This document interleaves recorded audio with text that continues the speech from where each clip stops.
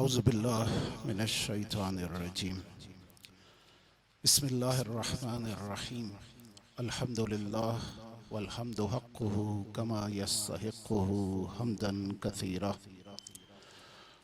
واعوذ بہ من شر نفسی ان النفس لامارۃ بالسوء الا ما رحم ربی واعوذ بہ من شر الشیطان الذی یزیدنی ذنبا الی ذنبی واحترز من كل جبار فاجر وسلطان جائر وعدو قاهر اللهم اجعلني من جندك فإن جندك هم الغالبون واجعلني من حزبك فإن حزبك هم المفلحون واجعلني من أوليائك فإن أولياءك لا خوف عليهم ولا هم يحزنون ثم الصلاة والسلام على أشرف الأنبياء والمرسلين رحمة للعالمين خاتم النبيين أبي القاسم محمد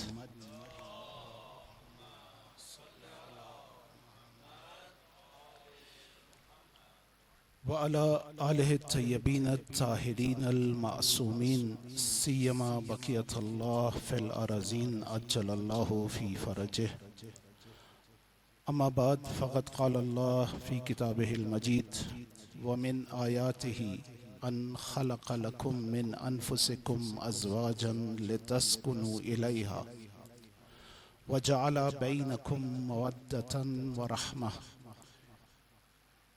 إن ذلك لآيات لقوم يتفكرون السلام عليك يا أبا عبد الله وعلى الأرواح التي حلت بفنائك عليك مني سلام الله أبدا ما بقيت وبقي الليل والنهار ولا جعله الله آخر العهد مني لزيارتكم السلام على الحسين وعلى علي بن الحسين وعلى أولاد الحسين وعلى أصحاب الحسين درود پڑھیں محمد وآل محمد.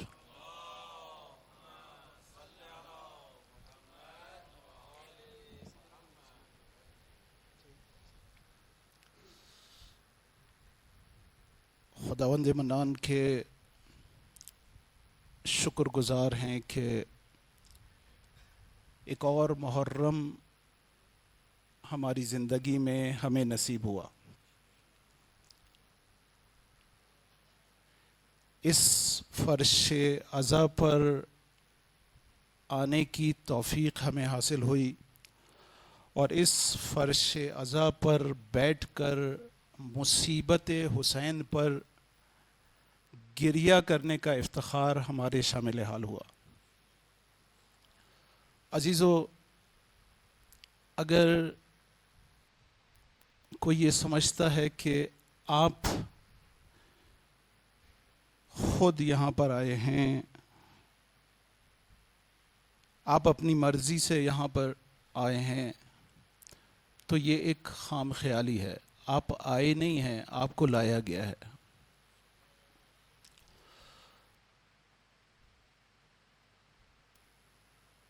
شب عاشور جب مولا نے اپنے اصحاب سے بیعت اٹھائی اور سب سے کہا کہ میں تم سے بیعت اٹھاتا ہوں، ان کو دشمنی مجھ سے ہے، تم میں سے کسی سے نہیں ہے، اور تمہیں اجازت دیتا ہوں کہ تم اپنی جانیں بچاؤ اور یہاں سے چلے جاؤ. عشاق حسین نے جو جملے کہیں وہ تاریخ میں نقل ہے. کسی نے کہا کہ مولا اگر 1000 بار ہمیں زندہ کیا جائے اور 1000 بار مارا جائے تو بھی ہم آپ سے ہاتھ نہیں اٹھا سکتے. کسی نے کہا کہ مولا اگر 1000 بار مارا جائے، جسم کے ٹکڑے ٹکڑے کیے جائیں اور ان ٹکڑوں کو جلا دیا جائے، راکھ بنا کر اڑا دیا جائے، تو بھی ہم آپ کو چھوڑ کر نہیں جا سکتے.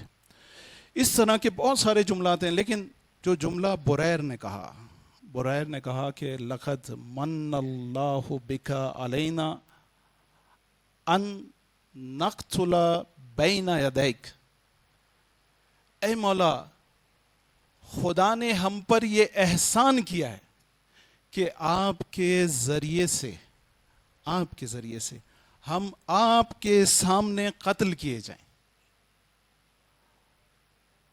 وَأَن تَقَطَّعَ، مولا یہ خدا کا احسان ہے کہ ہمیں ٹکڑے ٹکڑے کیا جائے، لیکن آپ کے سامنے آپ کی ولایت میں جان دینا یہ ہمارے لیے افتخار ہے. بس اس فرش عزا پر آنا ہمارے لیے افتخار ہے. یہ گریہ دنیا و آخرت کا ہمارا سرمایہ ہے، دنیا اور آخرت کا. انشاءاللہ اس موضوع پر بات کریں گے. یہ جس فرش عزا پر آپ آئے ہیں یہ کوئی معمولی چیز نہیں ہے، معمولی جگہ نہیں ہے. جس ذات کے غم میں آپ یہاں پر تشریف لائے ہیں وہ ذات کوئی معمولی نہیں ہے. عزیزو، اگر یہ بات سمجھ میں آ جائے کہ یہ کیا چیز ہمیں لے کر آئی ہے، خدا نے ایک حرارت ہر مومن کے اندر پیدا کیا. آپ نے دیکھا جیسے ہی ایام محرم نزدیک آنا شروع ہوئے، آپ کا دل بے چین ہونا شروع ہو گیا. آج کی شب آئی، آپ کا دل چاہا کہ آپ فرش عزا پر جا کر بیٹھیں. ابھی آپ چاہتے ہیں کہ آپ مصیبت حسین پر گریہ کریں. یہ سب کچھ کیا ہے؟ میں نے کہا کہ آپ کو لایا گیا ہے، حدیث رسول ہے. حبیب خدا نے کہا کہ ان لقتل الحسین حرارتا فی قلوب المؤمنین لا تبرد ابدا. یہ اہتمام پروردگار ہے کہ اس نے مومن کے دلوں میں قتل حسین کی حرارت رکھی ہے، اور کہا گیا کہ قیامت تک کی حرارت ٹھنڈی نہیں ہوگی. ہر مومن کے دل میں، اگر آج آپ کے دل میں یہ حرارت پیدا ہوئی ہے تو شکر ادا کریں خدا کا کہ خدا نے آپ کو مومن کے زمرے میں رکھا ہے. آپ مومن ہیں، اسی لیے آپ فرش عزا پر آئے ہیں. آپ کو لایا گیا ہے، آپ کو لایا گیا ہے. عزیزو، اگر اس ذات کی معرفت ہو جائے اور اس فرش عزا کا فہم ہمیں ہو جائے تو آپ بہت بہتر انداز میں اس فرش عزا سے استفادہ کر سکتے ہیں. میں نے ایک روایت پچھلے سالوں میں کبھی یہاں پر پڑھی ہے، لیکن میں آج چاہتا ہوں کہ وہ پوری روایت آپ کے سامنے پڑھوں. حسین کون؟ ان حسین کیست کہ عالم ہمیں دیوانے اوست. پورا عالم دیوانہ ہے. آج پوری دنیا میں دیکھیں کیا کچھ ہو رہا ہے، کس طرح سے لوگ اپنے گھروں سے باہر نکلے، کس طرح سے عشق حسین میں لوگ یہ عزاداری کر رہے ہیں. یہ صرف ابھی آپ نے افریقہ کے کلپ دیکھے ہوں گے. افریقہ میں جہاں پر اسلام ابھی پہنچا ہے، لوگ علی اور حسین کے دیوانے. یہ اہتمام پروردگار ہے. یہ کوئی دنیا کا کام نہیں ہے، یہ اہتمام پروردگار ہے.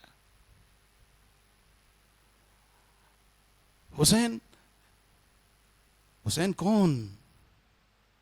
ایک روایت جو کہ ہمارے منامے میں بھی ہے اور اہل سنت کتابوں میں بھی نقل ہوئی ہے، اور در المنصور میں سیوطی نے ابن عساکر سے یہ نقل کی ہے. کہا کہ ایک دن حضور اصحاب کے ساتھ بیٹھے ہیں، تشریف فرمائیں، اور محو گفتگو ہیں. 4 سالہ حسین، کم سن حسین دروازے سے اندر داخل ہوتے ہیں اور سلام کرتے ہیں، السلام علیک یا ابتا. جواب آتا ہے علیک السلام یا زین السماء والارض. اے زمین اور آسمان کی زینت، تجھ پر میرا سلام. اصحاب پریشان ہو جاتے ہیں. ابی بن کعب اصحاب میں سے ایک صحابی ہے، سوال کرتا ہے، اے رسول خدا، ہم سب یہ سمجھتے ہیں کہ اگر کائنات میں کوئی زمین و آسمان کی زینت ہو سکتا ہے تو وہ حبیب خدا ہو سکتا ہے، وہ رسول خدا ہوگا۔ یہ کمسن بچہ، یہ کمسن حسین، اس کا اتنا مقام ہے کہ زمین و آسمان کی زینت بن سکے؟ کہا کہ ابے، اس حسین کا مقام زمین سے زیادہ عرش پر ہے۔ کہا جب شب معراج میں 7ویں آسمان پر پہنچا اور میں نے داہنی جانب نگاہ کی تو وہاں پر ایک حدیث لکھی تھی جس میں حسین کی 8 صفات بیان ہوئی تھی۔ ان الحسین مصباح ہدن و سفینۃ نجات و امام خیر و یمن و عز و فخر و بحر علم و ذخر۔ حسین کون ہے؟ عزیزو، یہ شناخت اور معرفت اگر ہمیں ہوگی اور اس معرفت کے ساتھ فرش عزا پر آ کر بیٹھیں گے تو بہترین استفادہ اس دنیا و آخرت میں کام آنے والا استفادہ کر کے جائیں گے۔ حسین کون؟ کہا کہ میں 7ویں آسمان پر پہنچا تو وہاں پر لکھا تھا کہ حسین مصباح ہدایت ہیں، حسین سفینہ نجات ہیں، یعنی ہر طرح کی ہلاکت سے اگر کوئی نجات دے سکتا ہے تو وہ حسین ہے، ہر طرح کی مشکل سے اگر کوئی نکال سکتا ہے تو وہ حسین ہے۔ امام و خیرن، ہر طرح کے شر سے کوئی بچا سکتا ہے تو وہ حسین ہے۔ امام و یمن، دنیا کی ہر برکت کو تمہیں دے سکتا ہے تو وہ حسین ہے۔ امام و عزن، اگر ذلت سے نکال کر عزت کی طرف لے جا سکتا ہے تو وہ حسین ہے۔ امام و فخرن، اگر کسی پر افتخار کیا جا سکتا ہے تو وہ حسین ہے۔ امام و بحر علم، اگر کوئی جہالت سے نکال سکتا ہے تو وہ حسین ہے۔ امام و ذخرن، اگر دنیا و آخرت کا ذخیرہ بن سکتا ہے تو وہ حسین ہے، اس کے لیے جس کے پاس نہ دنیا ہے نہ آخرت ہے۔ حسین کا مقام اتنا بلند ہے، بس اگر حسین کا اتنا مقام بلند ہے اور اس کی مصیبت میں آپ اس فرش عزا پر آئے ہیں تو پھر آپ کو کیا کرنا چاہیے، کیا لینا چاہیے؟ یہ فرش عزا عزیزو، یہ فرش عزا ایک عظیم مقام رکھتا ہے۔ یہ فرش عزا جہاں پر آپ ابھی بیٹھے ہیں کوئی معمولی جگہ نہیں ہے۔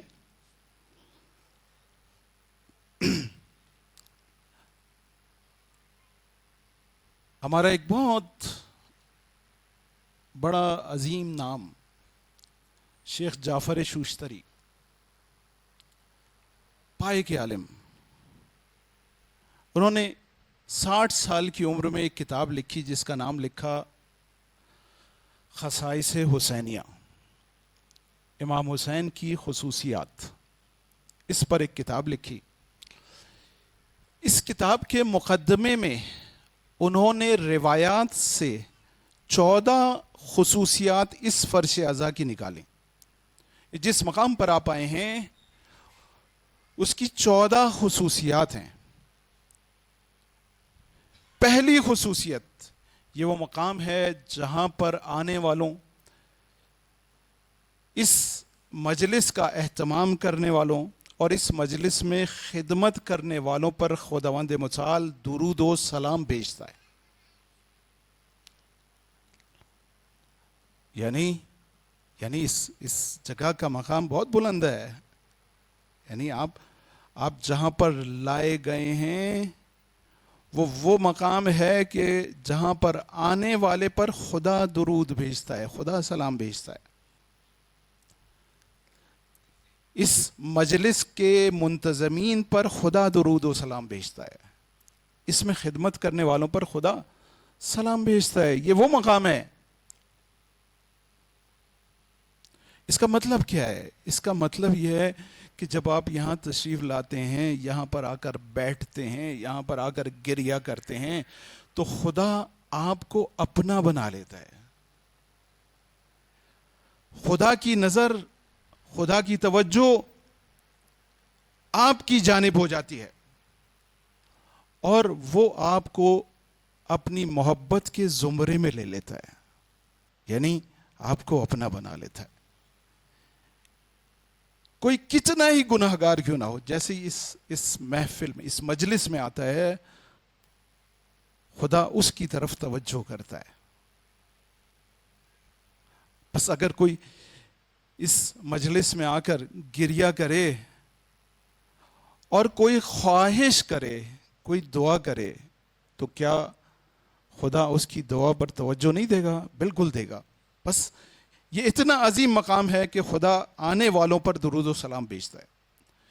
یہ وہ مقام ہے جہاں پر خدا کے مقرب فرشتے تشریف لاتے ہیں.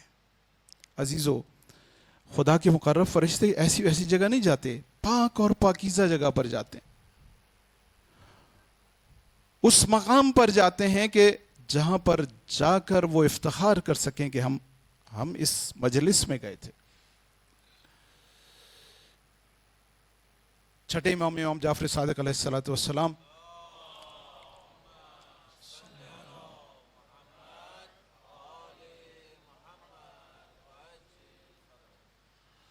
اس وقت کے ایک شاعر جعفر بن عفان کو طلب کرتے ہیں، کہتے ہیں جعفر، میں نے سنا ہے کہ تم ہمارے جد کی مصیبت پر مرثیہ کہتے ہو. کہتے ہیں مولا میں کوشش کرتا ہوں، کچھ شعر کہتا ہوں. کہتے ہیں جعفر، کیا ہمارے سامنے مرثیہ پڑھو گے؟ کہتے ہیں مولا میرے لیے افتخار ہے. آ جاتا ہے. مولا نیچے بیٹھتے ہیں، اس کو اوپر بٹھا دیں. کہتے ہیں جعفر مرثیہ پڑھو. جعفر مرثیہ پڑھتا ہے، مولا گریہ کرتے ہیں. جب اس کا مرثیہ ختم ہوتا ہے تو جعفر سے کہتے ہیں جعفر، تمہیں پتہ ہے کہ اس محفل میں جہاں پر ہمارے جد کی مصیبت پڑی گئی ہے، یہاں پر کون کون موجود تھا؟ کہتا ہے مولا میں نہیں جانتا. آپ فرمائیں. کہتے ہیں کہ یہاں پر خدا کے مقرب فرشتے موجود تھے جنہوں نے تمہارے مرثیے کو سنا اور گریہ کیا. بس یہ وہ مقام ہے کہ جہاں پر خدا کے مقرب فرشتے آتے ہیں. عزیزو، اس مقام کی عظمت یہ ہے کہ یہاں پر جو آ جاتا ہے اس کے لیے پنجتن دعا کرتے ہیں. پیغمبر دعا کرتے ہیں، امام علی دعا کرتے ہیں، جناب فاطمہ دعا کرتی ہیں، امام حسن دعا کرتے ہیں. اب یہ سوچئے کہ جب حبیب خدا آپ کے لیے دعا کرے گا تو اس کی دعا رد ہوگی؟ جب امیر المومنین آپ کو اپنی دعاؤں میں شامل کریں گے تو آپ کا کیا عالم ہوگا؟ جب حسین کی ماں آپ کی دعاؤں کو دہرائے گی تو آپ کی دعائیں رد ہو سکتی ہیں. جب مظلوم امام حسن آپ کو اپنی دعاؤں میں شامل کریں تو آپ کی دعائیں کہاں تک پہنچیں گی، کہاں تک جائیں گی؟ یہ وہ مقام ہے کہ جہاں پر امام حسین کی خاص عنایات ہیں، خاص عنایت. جب آپ یہاں پر تشریف لاتے ہیں تو امام حسین آپ پر خاص توجہ دیتے ہیں. ایک اور صفت یہ بیان ہوئی کہ جب مومن یہاں پر آ جاتا ہے تو امام اس سے خطاب فرماتے ہیں، اس سے باتیں کرتے ہیں. چھٹی صفت یہ ہے کہ چھٹے امام جعفر صادق علیہ السلام کی پسندیدہ ترین جگہ ہے، جس کو امام سب سے زیادہ پسند کرتے ہیں، وہ مجلس امام حسین. یہ مقام عرفات کا تقدس رکھتا ہے. یہ مقام عظمت مشعر العرفات، عرفات عزیزو آپ جانتے ہیں کہ ہر نبی کو خدا نے اپنا عرفان عرفات کے مقام پر عطا فرمایا، اپنی معرفت عرفات کے مقام پر دی. اتنی عظمت ہے عرفات کی. اس مجلس کا مقام وہی مقام ہے جو عرفات کا مقام ہے. یہ مشعر الحرام کی عظمت رکھتا ہے، یہ حتیم کے برابر تقدس رکھتا ہے. 10ویں صفت یہ ہے کہ بیت اللہ کے مطاف جہاں پر آپ طواف کرتے ہیں یہ اس کے مقام کے برابر مقام رکھتا ہے. حرم امام حسین کا مقام رکھتا ہے. عزیزو آپ کو پتہ ہے، اور آغا بہجت کا یہ جملہ بہت چلا کہ جب مجلس حسین میں جا رہے ہو اور کوئی تم سے پوچھے کہ کہاں جا رہے ہو تو یہ نہ کہو کہ مجلس میں جا رہا ہوں، یہ کہو کربلا جا رہا ہوں. ایک عالم دین جو کربلا میں رہتے تھے، وہاں کے حاکم نے، کربلا میں رہتے تھے، روز و شب امام حسین کے روزے کی زیارت کرنے جاتے تھے. حاکم کربلا نے پابندی لگائی کہ ان کو شہر بدر کیا جائے. جس دن شہر بدر ہونا تھا، وداع کے لیے مولا کے حرم میں تشریف لائے، ایک دفعہ گئے، گریہ کیا، باہر نکلے، ابھی دروازے تک نہیں پہنچے تھے، پلٹ کر آئے، دوبارہ کیا، مولا دل نہیں چاہتا، کیسے چھوڑ کے جاؤں، آپ سے اتنا انس ہو گیا ہے کہ اب آپ کو چھوڑ کے میں جا نہیں سکتا. پھر پلٹ کے جاتے ہیں، دروازے تک پہنچتے ہیں، دروازے سے باہر نکلتے ہیں، پھر دل بے چین ہوتا ہے، پلٹ کر آ جاتے ہیں. 3 دفعہ، جب تیسری دفعہ آتے ہیں تو اندر سے آواز آتی ہے، جاؤ جہاں جانا ہے جاؤ، ہماری مصیبت پر مجلس بپا کرو، اس کی حیثیت اور مقام وہی ہوگا جو ہمارے حرم کا مقام ہے. بس اس مجلس کا مقام اتنا زیادہ ہے، یعنی یہ مجلس، یہ جگہ، یہ مقام جہاں پر مصیبت حسین پڑھی جا رہی ہے، ایسے ہی ہے جیسے حرم امام حسین. اس مجلس میں بیٹھنا جہنم کی آگ کو کم کرتا ہے. عزیزو جتنی دیر آپ مجلس میں بیٹھیں گے آپ کے گناہ دھلتے جائیں گے، معاف ہوتے جائیں گے، آپ کے جہنم کی آگ کم ہوتی جائے گی. یہ آب حیات ہے، سرچشمہ آب بہشت ہے، آب حیات ہے، زندگی کا آب. آپ کو زندگی کی نعمت یہاں سے ملتی ہے، زندگی بھی یہاں سے ملتی ہے، جنت بھی یہاں سے ملتی ہے. یہ وہ مجلس ہے جس کا آغاز خلقت سے روز محشر تک جاری رہے گا. عزیزو حسین کے غم میں جو فرش پر مجلسیں ہوتی ہیں اس سے کہیں بڑھ کر عرش پر مجلس ہوتی ہے، اور عرش پر ہونے والی مجلس کا آغاز خلقت سے شروع ہوا ہے اور محشر تک جاری رہے گا. پس عزیزو یہ 14 صفات بیان کی ہیں شیخ جعفر شوشتری نے روایات سے نکال کر مجلس کی. آپ ایک عظیم مقام پر آئے ہیں. پس عزیزو جب آپ کو ایک حرارت کے ذریعے سے اس حسین کی محبت میں گرفتار کیا گیا، وہ محبت آپ کو فرش عزا تک لے کر آئی، اور اس فرش عزا کی اتنی خصوصیات ہوں تو یہاں پر بیٹھ کر آپ کو کیا کچھ حاصل کرنا چاہیے اس کا فیصلہ آپ خود کریں. کیا ہمیں یہاں سے زندگی لے کر اپنے گھروں کی جانب نہیں جانا چاہیے؟ کیا ہمیں اپنی تمام زندگی کی مشکلات کو یہاں سے حل نہیں کرنا چاہیے؟ ہمیں اس فرش عزا پر آ کر آپ اپنی ہر مشکل کو حل کر سکتے ہیں، ہر مصیبت کو دور کر سکتے ہیں. آئیے اس سال کوشش کریں کہ اس فرش عزا پر آ کر اپنی مشکلات کو یہاں سے حل کرتے ہوئے جائیں. عزیزو آج کے دور میں ہماری سب سے بڑی مشکل کیا ہے؟ دنیا کا سب سے اہم مقام، دنیا کا سب سے اہم اس معاشرے کی اکائی گھر ہے، خاندان ہے. آج ہمارا خاندان مشکل کا شکار ہے. دشمن کی سازشوں کی آماجگاہ ہے، در پہ ہے دشمن اس کو خراب کرنے کے لیے.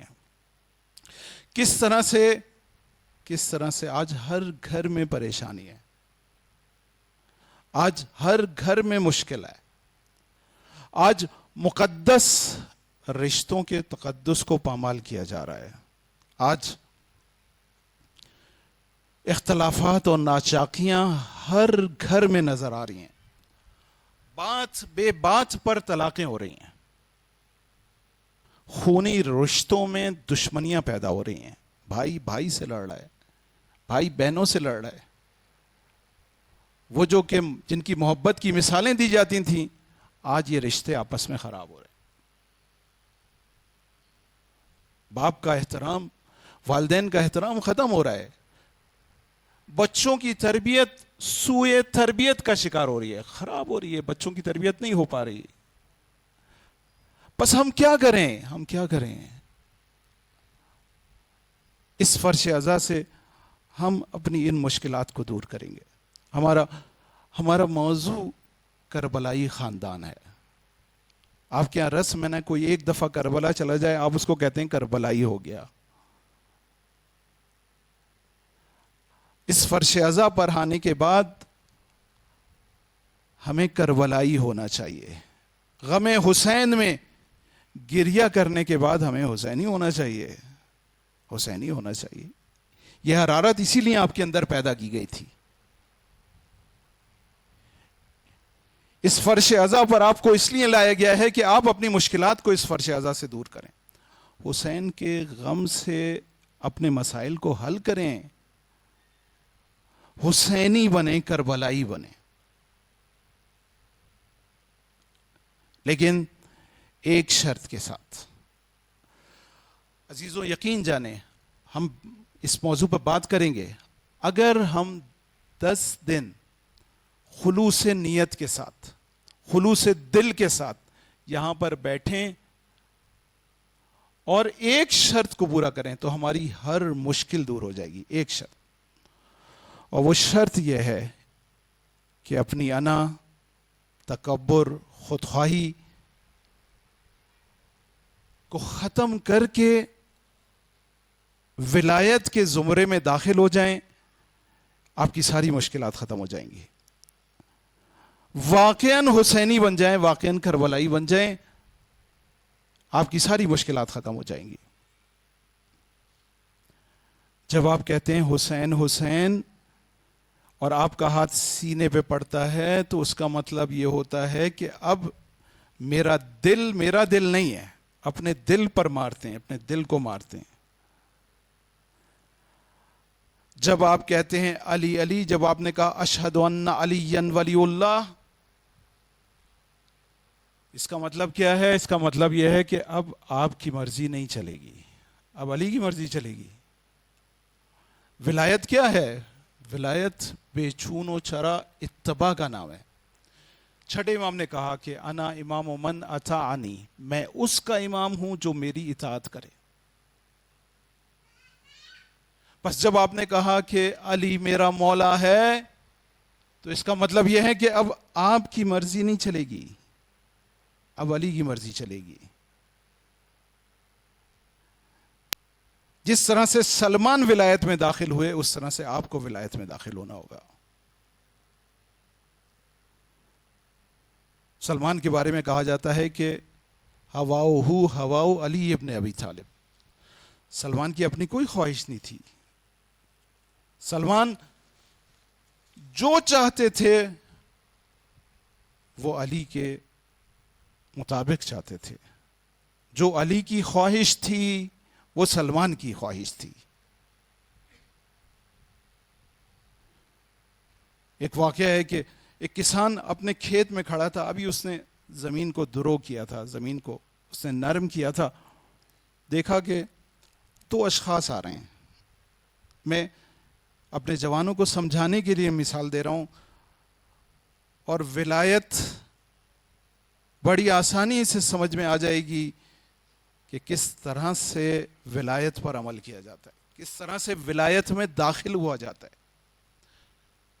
کسان نے دیکھا کہ دو اشخاص آ رہے ہیں، ایک آگے ہے اور ایک پیچھے۔ جب وہ قریب آئے تو دیکھا کہ آگے علی ہیں اور پیچھے سلمان ہیں۔ جب وہ گزر کر چلے گئے تو اس نے حیرت سے دیکھا کہ زمین پر صرف ایک انسان کے چلنے کا نشان تھا۔ وہ دوڑتا ہوا گیا اور جا کے اس نے منظر دیکھا کہ علی کا قدم جس جگہ پر رکھا جا رہا ہے وہیں پر سلمان اپنا قدم رکھ رہے ہیں۔ 1 انچ بھی فرق نہیں ہے، 1 انچ بھی فرق نہیں ہے۔ بس عزیزو، یہ ہے ولایت، کہ ولایت کے قدم پر قدم رکھنا، 1 انچ بھی ولایت سے انحراف نہ کرنا، یہ ہے ولایت۔ بس اگر یہ شرط پوری کرتے ہیں تو یقین جانیں ہمارے آج گھر جو مشکلات کا شکار ہیں کل جنت بن سکتے ہیں، کل اس میں سکون آ سکتا ہے، پریشانیاں ختم ہو سکتی ہیں، رزق کی فراوانی ہو سکتی ہے، اگر ہم ولایت کے نقش قدم پر چلیں۔ کہ ہم تیار ہیں عزیزو؟ یہ فرش عزا آپ نے بچھایا ہے اور جس ذات گرامی کے نام پر بچھایا ہے اس ذات گرامی نے ایک خط کھینچا ہے، حسینیت اور یزیدیت کے درمیان ایک خط کھینچا ہے۔ آپ سے بیعت کا مطالبہ ہوا، آپ نے انکار کیا۔ آپ کو وہ پورا واقعہ پتہ ہے کہ ولید ابن عتبہ جو کہ مدینہ کا گورنر ہے بلاتا ہے، اس کو خط ملتا ہے کہ فوراً ان شخصیات سے بیعت لے لو۔ بلاتا ہے مولا کو، مولا تشریف لاتے ہیں، کہتا ہے کہ آپ کو بیعت کرنی ہے۔ مولا کہتے ہیں کہ بیعت کو رات کی تاریکی میں نہیں بلکہ دن کی روشنی میں ہونا چاہیے۔ ولید مان جاتا ہے، مولا جانے لگتے ہیں۔ بغل میں بیٹھا ہوا مروان بن حکم کہتا ہے دیکھو آج اگر حسین چلے گئے تو کل تم ان سے بیعت نہیں لے سکتے۔ مولا جیسے یہ جملہ سنتے ہیں پلٹ کے مروان کہتے ہیں تو بیعت مجھ سے لے گا؟ اور پھر حسینیت اور یزیدیت میں خط کھینچتے ہیں، کہتے ہیں کہ نحن اہل بیت النبوہ، دیکھو ہم اہل بیت نبوت ہیں، ومعدن الرسالہ، ہم رسالت کی کان ہیں، ومختلف الملائکہ، ہمارے گھروں میں ملائکہ کا آنا جانا ہے، ومحبت الوحی، ہمارے گھر میں وحی آتی ہے،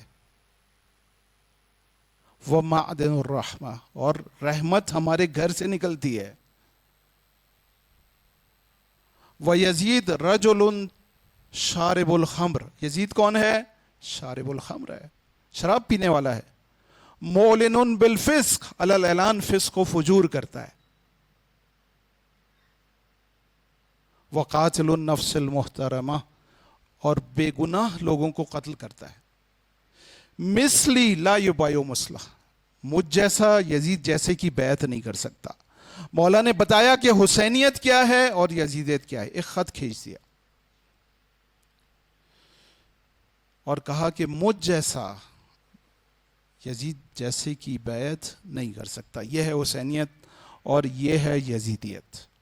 اگر ہم اس خط پر چل سکتے ہیں، اس خط کو کھینچ کر چل سکتے ہیں تو ہم حسینی ہیں، اور اگر نہیں تو پھر ہم حسینی نہیں۔ عزیزو یہ ہے ولایت، میں انشاءاللہ اس پر بات کروں گا۔ آج صرف چند مقدمات آپ کی خدمت میں پیش کیے، اور ہم یہ چاہتے ہیں کہ اپنے گھر کو حسینی گھر بنائیں، ہم چاہتے ہیں کہ اپنے گھر میں سکون لے کر آئیں، ہم یہ چاہتے ہیں کہ ہمارے گھر سے مشکلات دور ہوں، ایک بہترین زندگی ہماری گزرے، ہم سب چاہتے ہیں، ہم سب کی خواہش۔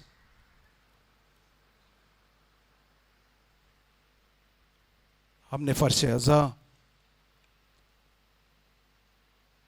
اس عزیز کے غم میں بچھایا ہے. آج شب پہلی محرم ہے.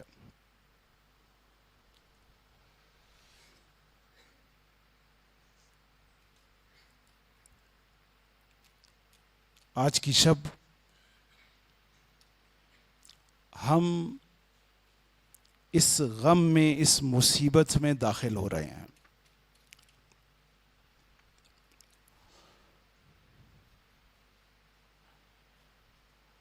عزیزو، یہ کیوں دل بے چین ہوتے ہیں کہ یہ کیوں یہ ایام آتے ہی انسان غمگین ہو جاتا ہے؟ کیوں ایسا ہوتا ہے کہ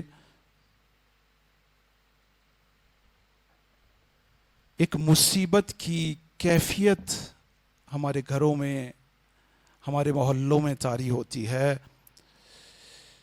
یہ اس لیے ہوتا ہے کہ قلب عالم امکان مصیبت زدہ ہوتا ہے. 8ویں امام نے ریان ابن شبیب سے کہا کہ ریان ابن شبیب، جب محرم آتا تھا تو میں نے اپنے بابا کو کبھی ہنستے ہوئے نہیں دیکھا. جیسے ہی محرم آیا میں نے اپنے بابا کو غمگین دیکھا.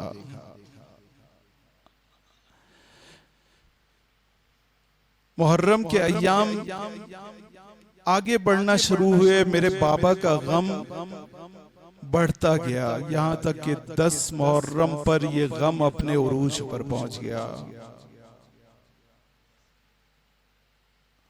عزیزو، یہ دل اس لیے بے چین ہو جاتے ہیں کہ کائنات کے ہر معصوم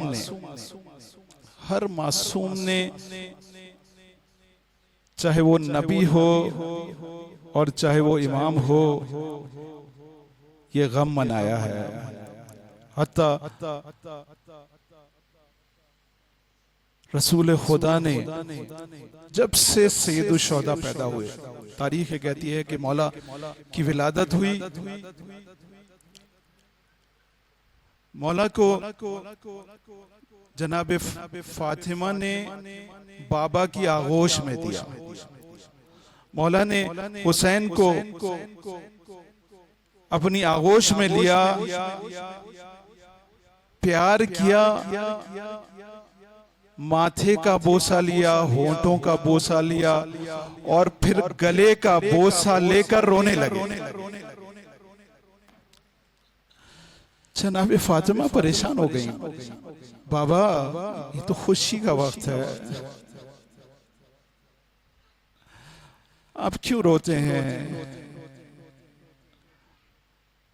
رسول خدا نے کہا کہ فاطمہ، جبرائیل آئے تھے، انہوں نے مجھ سے کہا کہ اے رسول، آپ کا یہ بیٹا کربلا کے میدان میں بے یار و مددگار شہید کیا جائے گا.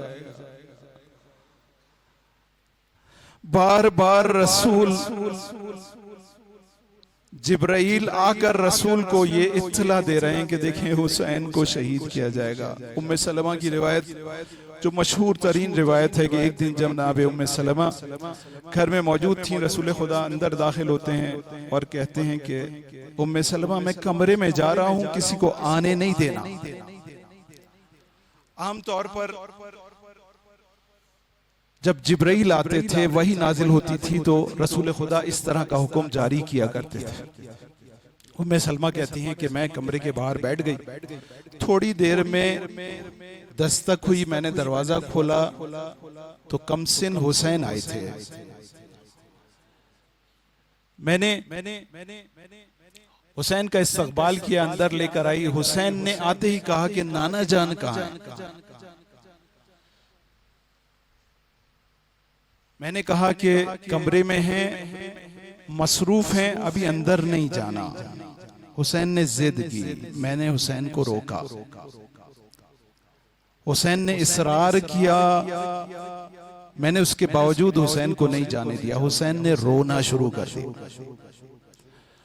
اور میری گود سے نکل کر کمرے میں داخل ہو گئے.